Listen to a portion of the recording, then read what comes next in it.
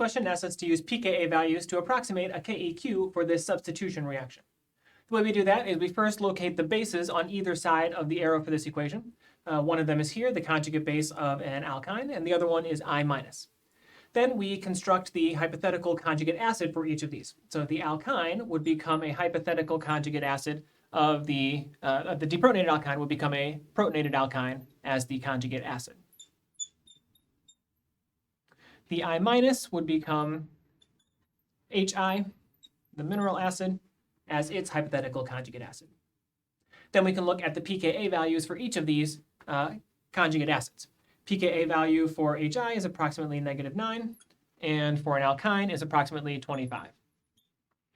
We can use these pKa values in our KEQ equation to calculate an approximate KEQ for this substitution reaction.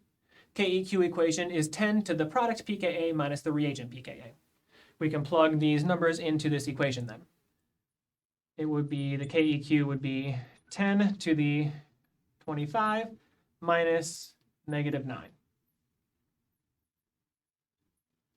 Or 25 plus 9, so that would be 10 to the 34th would be our KEQ. Very large, much larger than 1, so we would expect this equilibrium to be favored towards the product side.